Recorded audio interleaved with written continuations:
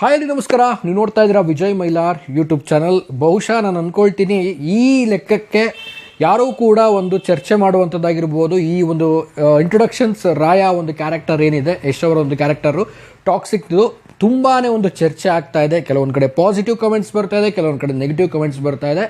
So ಏನು ಈ ವಿಚಾರ, ಏನು ಕತೆ ಇವತ್ತು ನಾನು ಕಂಪ್ಲೀಟಾಗಿ ಇವತ್ತು ಮಾತಾಡ್ತೀನಿ, ನಿಮ್ಗೆ ತಿಳಿಸ್ತೀನಿ ಅಂತ ಹೇಳ್ತಾ ವಿಡಿಯೋ ಬೇಗ ಶುರು ಮಾಡ್ತಾ ಇದ್ದೀನಿ. ಶುರು ಮಾಡೋಕ್ಕಿಂತ ಮುಂಚೆ ಚಾನಲ್ಗೆ ಯಾರು ಸಬ್ಸ್ಕ್ರೈಬ್ ಮಾಡದೆ ನೋಡ್ತಾ ಇದ್ದೆ ದಯವಿಟ್ಟು ಸಬ್ಸ್ಕ್ರೈಬ್ ಮಾಡ್ಕೊಳ್ಳಿ. ಇನ್ಸ್ಟಾ, ಫೇಸ್ಬುಕ್ ಆಗಿ ಎಕ್ಸೆಲ್ ಫಾಲೋ ಮಾಡೋದನ್ನು ಮರಿಬೇಡಿ. ಸೊ ಈ ಒಂದು ಇಂಟ್ರೊಡಕ್ಷನ್ಸ್ ಕ್ಯಾರೆಕ್ಟರ್ ಏನಿದೆ, ಇಂಟ್ರೊಡಕ್ಷನ್ ಒಂದು ರಾಯ ಅನ್ನೋ ಒಂದು ರೋಲಲ್ಲಿ ಕಾಣಿಸ್ಕೊಡ್ತಿರುವಂಥ ಯಶ್ ಅವರ ಒಂದು ಟಾಕ್ಸಿಕ್ನ ಒಂದು ಕ್ಯಾರೆಕ್ಟರ್ ಏನಿದೆ, ಎಷ್ಟರ ಮಟ್ಟಿಗೆ ಚರ್ಚೆ ಆಗ್ತಾ ಇದೆ ಅಂದರೆ ಆ ಒಂದು ಬ್ಲಾಸ್ಟಿಂಗ್ ಸೀನು ನೀವು ನೋಡಿರ್ಬೋದು. ಈಗ ಪ್ರತಿಯೊಂದು ಸೋಷಿಯಲ್ ಮೀಡಿಯಾ ಯಾವುದೇ ಓಪನ್ ಮಾಡಿದ್ರು ಕೂಡ ಟಾಕ್ಸಿಕ್ ಕಂಟೆಂಟ್ಗಳನ್ನ ನಾವು ನೋಡ್ತಾ ಇದ್ದೀವಿ ಅಂದರೆ ಅಷ್ಟರ ಮಟ್ಟಿಗೆ ಚರ್ಚೆ ಆಗ್ತಾ ಇದೆ.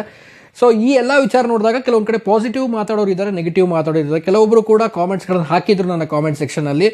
ಇದು 18+ ಕಂಟೆಂಟ್ ಆಯಿತು, ಇದನ್ನು ಫ್ಯಾಮಿಲಿ ಕೂತ್ಕೊಂಡು ನೋಡುವಂಥ ಸಿನಿಮಾನ ಹಾಗೆ ಹೀಗೆ ಅಂತ ಹಾಕಿದ್ರು. ಇನ್ನು ಕೆಲವರು ತುಂಬ ಕ್ರಿಯೇಟಿವ್ ಆಗಿ ಮಾಡಿದ್ದಾರೆ, ಹಾಲಿವುಡ್ ರೀಚ್ ಆಗ್ತಿದೆ ಅಂತ ಒಂದು ಕಡೆ ಪಾಸಿಟಿವ್ ಕಮೆಂಟ್ ಆಗ್ತಾ ಇದ್ದಾರೆ.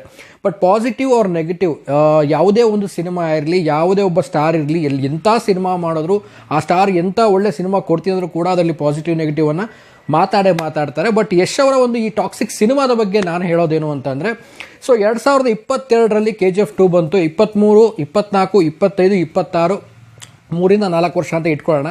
ಸೊ ಈ 3ರಿಂದ 4 ವರ್ಷದಲ್ಲಿ ವರ್ಷಕ್ಕೊಂದು ಸಿನಿಮಾನ ಯಶ್ ಅವ್ರ ಕೈ ಕೊಡೋಕ್ಕಾಗೋದಿಲ್ವಾ? ಖಂಡಿತವಾಗ್ಲೂ ವರ್ಷಕ್ಕೊಂದು ಸಿನಿಮಾನ ಕೊಡ್ಬೋದಾಗಿತ್ತು. ಬಟ್ ಅವರು ಅಂದ್ಕೊಂಡಂತಹ ಆಫ್ಟರ್ KGF ಆದಮೇಲೆ ಸೊ ಇಂಡಸ್ಟ್ರಿಯಲ್ಲಿ ಅವ್ರದ್ದೊಂದು ಒಂದು ಲೆಗೆಸಿ ಅಂದರೆ ಒಂದು ಅವ್ರದ್ದೊಂದು ಒಂದು ಬ್ರ್ಯಾಂಡ್ ಕ್ರಿಯೇಟ್ ಆಗಿತ್ತು. ಆಫ್ಟರ್ KGF ಆದಮೇಲೆ ಪಾರ್ಟ್ 1 ಪಾರ್ಟ್ 2 ಆದಮೇಲೆ ತುಂಬಾ ಅವ್ರದ್ದೊಂದು ಬ್ರ್ಯಾಂಡ್ ಕ್ರಿಯೇಟ್ ಆಗಿತ್ತು. ಸೊ ಅವರು ವರ್ಷಕ್ಕೆ ಒಂದು ಸಿನಿಮಾನ ಕೊಡೋದು ತುಂಬಾ ಸುಲಭ ಆಗಿತ್ತು. ಅದರಲ್ಲಿ ಯಾವುದೇ ದೊಡ್ಡ ಪ್ರಶ್ನೆ ಏನಿರಲಿಲ್ಲ. ವರ್ಷಕ್ಕೊಂದು ರೆಗ್ಯುಲರಾಗಿ ಒಂದು ಸಿನಿಮಾನ ಕೊಟ್ಟಿದ್ರು. ಈಗ 3-4 ಸಿನಿಮಾ ಆಗಿರೋದು ಈಗ 2026ಕ್ಕೆ.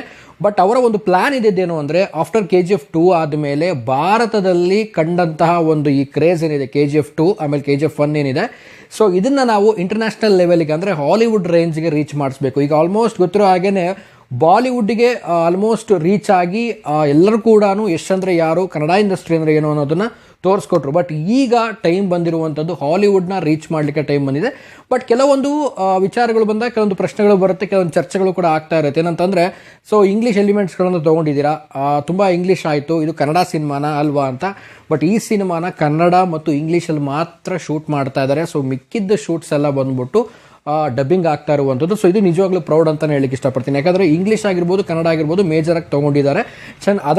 ಅನದರ್ವೈಸ್ ಆಗುವಂಥ ಅನದರ್ ಲ್ಯಾಂಗ್ವೇಜ್ಗಳನ್ನೆಲ್ಲ ಡಬ್ಬಿಂಗನ್ನು ಮಾಡ್ತಾ ಇದ್ದಾರೆ. ಬಟ್ ನಾನು ಹೇಳೋದು ಒಂದೇನು ಅಂತಂದರೆ, ಒಬ್ಬ ಹೀರೋ ಒಂದು ಸಿನಿಮಾನ ದೊಡ್ಡ ಮಟ್ಟಕ್ಕೆ ತೊಗೊಂಡು ಹೋಗಬೇಕು, ಒಂದು ದೊಡ್ಡ ಮಟ್ಟದ ಬಗ್ಗೆ ಒಂದು ತಲುಪಿಸ್ಬೇಕು ನಮ್ಮ ಒಂದು ಚಿತ್ರರಂಗನ ಅಂತ ಹೋದಾಗ ಖಂಡಿತವಾಗ್ಲೂ ಒಂದು ಬ್ರಾಡ್ ಆಗಿ ಥಿಂಕ್ ಮಾಡಬೇಕಾಗುತ್ತೆ. ಯಾವುದೇ ಒಂದು ಕಟ್ಟುಪಾಡುಗಳನ್ನು ಹಾಕೋಬಾರ್ದು.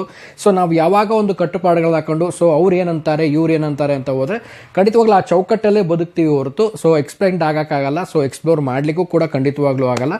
ಸೊ ಯಶ್ ಅವ್ರ ಥಾಟ್ ಕೂಡ ಅದೇ. ಸೊ ತುಂಬಾ ದೊಡ್ಡದಾಗಿ ಎಕ್ಸ್ಪ್ಲೋರ್ ಮಾಡಬೇಕು ಅಂತಂದರೆ ನಾವು ಬ್ರಾಡ್ ಆಗಿ ಯೋಚನೆ ಮಾಡಲೇಬೇಕು.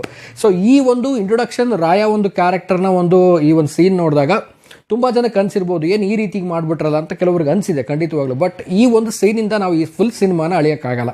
ಓಕೆನಾ? ಇದು ಇಂಟ್ರೊಡಕ್ಷನ್, ಆ ಒಂದು ಕ್ಯಾರೆಕ್ಟರ್ನ ತೋರಿಸುವಂಥ, ಆ ಕ್ಯಾರೆಕ್ಟರ್ಗೆ ಇರುವಂಥ ಒಂದು ಏನಿದೆ ಆ ಒಂದು ಥೀಮ್ ಇಟ್ಕೊಂಡಿರ್ತಾರೆ. ಒಂದು ಕ್ಯಾರೆಕ್ಟರ್ಗೆ ಈ ರೀತಿನ ಡಿಸೈನ್ ಮಾಡಬೇಕು, ಆ ಕ್ಯಾರೆಕ್ಟರು ಯಾವ ರೀತಿ ಹೋಗುತ್ತೆ ಅನ್ನೋದೊಂದು ಸ್ಟೋರಿಯಲ್ಲಿ ಒಂದು ಲೈನಪ್ ಆಗಿ ತೊಗೊಂಡಿರ್ತಾರೆ. ಆ್ಯಂಡ್ ಆ ಕ್ಯಾರೆಕ್ಟರು ಯಾವ ರೀತಿ ಟ್ರೀಟ್ ಮಾಡಬೇಕು, ಅಲ್ಲಿ ಅವರು ಯಶ್ ಆಗಿರಲ್ಲ, ಅಲ್ಲಿ ಆ ಒಂದು ಕ್ಯಾರೆಕ್ಟರ್ನ ಒಂದು ಇನ್ವಾಲ್ವ್ಮೆಂಟಲ್ಲಿ ಆ ಒಂದು ಕ್ಯಾರೆಕ್ಟರಲ್ಲಿ ಇಳಿದಾಗ ಸೊ ಆ ಕ್ಯಾರೆಕ್ಟರ್ ಹೇಗೆಲ್ಲ ಮಾಡುತ್ತೋ ಅವರು ಕೂಡ ಅದೇ ರೀತಿ ಮಾಡಬೇಕಾಗುತ್ತೆ ಹೊರತುಪಡಿಸಿದ್ರೆ ಇದರಲ್ಲಿ ಯಾವುದೇ ರೀತಿಯಾದಂಥ ಒಂದು ಅಶ್ಲೀಲತೆ ಆಗಿರ್ಬೋದು, ಆಮೇಲೆ ಇದನ್ನು ಮಾಡಬಾರ್ದಾಗಿತ್ತು ಅನ್ನೋದಾಗಿರ್ಬೋದು.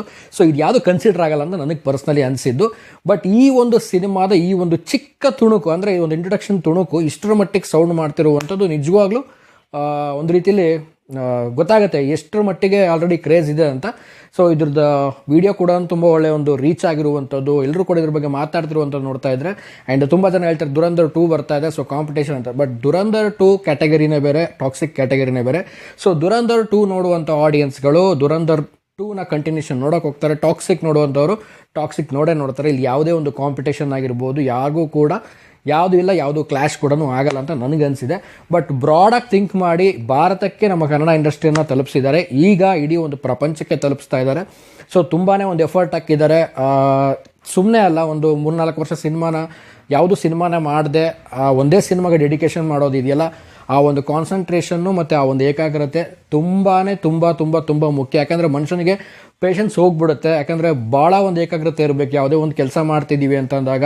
ಸೊ ಆ ಒಂದು ಏಕಾಗ್ರತೆ ಏನಿದೆ, ಎಷ್ಟರ ಮಟ್ಟಿಗೆ ಆ ವ್ಯಕ್ತಿ ಆ ಒಂದು ಏಕಾಗ್ರತೆಯಲ್ಲಿ ಆ ಒಂದು ಕಾನ್ಸಂಟ್ರೇಷನ್ ಎಲ್ಲ ಕೆಲಸ ಮಾಡ್ತಾನೋ, ಆ ಎಲ್ಲ ಒಂದು ಅವ್ರು ಆಗ್ತಂಥ ಏಕಾಗ್ರತೆ ಮತ್ತು ಎಫರ್ಟು ಮತ್ತು ಆ ಒಂದು ಡೆಡಿಕೇಶನ್ ಏನಿದೆ, ಸೊ ಆ ಒಂದು ಗೆಲುವು ಇದೆಯಲ್ಲ, ಆ ಗೆಲುವು ಇದನ್ನೆಲ್ಲ ಮರೆಸ್ಬಿಡುತ್ತೆ. ಅಷ್ಟರ ಮಟ್ಟಿಗೆ ಒಂದು ಖುಷಿಯನ್ನು ತರುತ್ತೆ, ಅಷ್ಟೊಂದು ಎಫರ್ಟ್ ಕೂಡ ಹಾಕ್ತಾ ಇದ್ದಾರೆ.